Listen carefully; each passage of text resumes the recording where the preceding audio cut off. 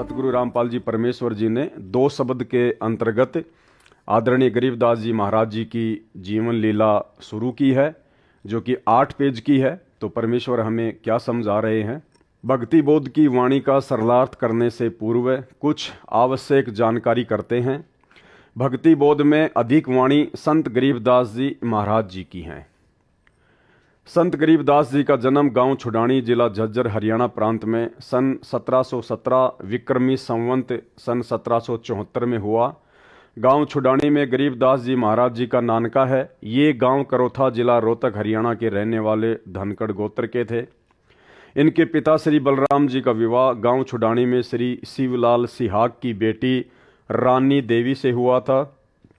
श्री शिवलाल जी का कोई पुत्र नहीं था, इसलिए श्री बलराम जी को घर जमाई रख लिया था।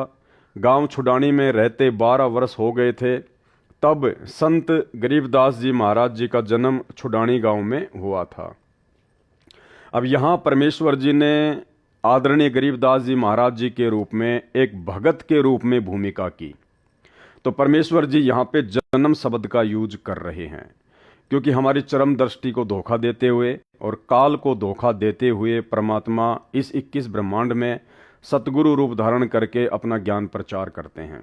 जबकि वास्तविकता ये है कि आदरणीय गरीबदास जी महाराज स्वयं ही कबीर परमात्मा थे, और इसका जीता जागता उदाहरण प्रमाण आपको परम पूज्य सतगुरु रामपाल जी परमेश्वर जी के मुख कमल से एक छोटा सा 2 मिनट का सत्संग सुनाते हैं, जिसमें परमेश्वर जी ने जिक्र किया कि जब आदरणीय गरीबदास जी महाराज मात्र 3 दिन के थे, मात्र 3 दिन के शिशु रूप में, उस समय उन्होंने अर्जुन और सर्जुन को सार नाम दिया था।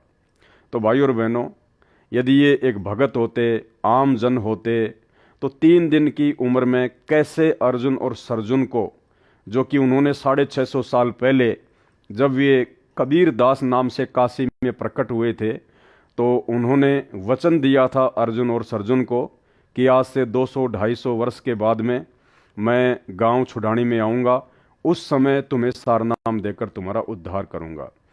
तो जैसे ही आदरणीय गरीबदास जी महाराज लीलामय रूप में गांव छुडानी में प्रकट हुए, उन्होंने सौपन के माध्यम से अर्जुन और सर्जुन को बता दिया था कि गांव छुडानी में मैं आ चुका हूँ। और मात्र 3 दिन की उम्र में परमेश्वर ने शिशु रूप में अर्जुन और सर्जुन को सार नाम दिया। आप स्वयं सुनिए सतगुरु रामपाल जी परमेश्वर जी के मुख कमल से। और ये सारी बातें भाई और बहनों आपको इसलिए बताई जा रही हैं क्योंकि आगे जब हम यथार्थ भक्ति बोध के सरलार्थ को पढ़ेंगे, तो हमने आदरणीय गरीबदास जी महाराज जी को परमेश्वर जी के रूप में ही लेकर चलना पड़ेगा। तभी हमें सतगुरु रामपाल जी परमेश्वर जी का वर्तमान वाला लीलामय जीवन समझ में आएगा। आपका गुरु कित है महाराज कि आपके घर में, मेरे घर में अवकाल जो बच्चा पैदा हुआ है, 3 दिन का हो रहा है, परसों जो पैदा हुआ, और गुरु कहाँ, वो गुरु से हमारा ने बोला जी आप यहाँ पौड़ी में बैठो, मैं लड़के ने यहीं ले आऊंगा। आप पचाला भी नहीं जा सकता, हाथ जोड़ के न बोलो जोलम हो जाएगा। एक सजाते ही पारे सारा ना लाइयो, गड़ जाएंगे कत आम चालेंगे। तो बोला जी चालन जोगे तो कोई ना, चाहे मर जा राम है, जाएंगे उसके बारे में आगे उड़ा माथा टेकेंगे।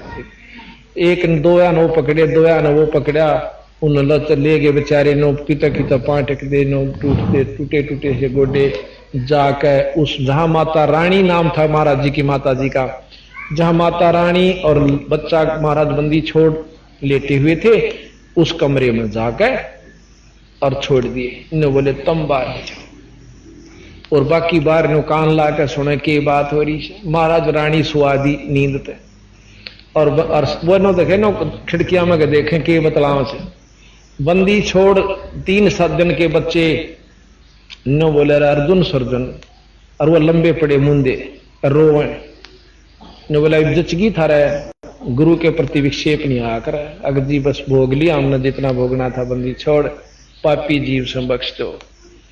नो बोला आज के बाद प्रण कर लो, कभी भी गुरु के प्रति विक्षेप नहीं लाना। गुरु मानस कर जानते हुए नरकइये अंध, महादुखी संसार में आग यम के फल। नो बोला बैठे हो, महाराज की शक्ति तो एकदम नो बैठे हो।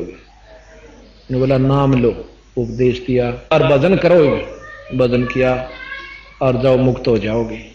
इतना कह के उसने ठा के बलराम जी उनके पौड़ी में ले आए। 2-3 दिन वहां डटे। उसी समय शरीर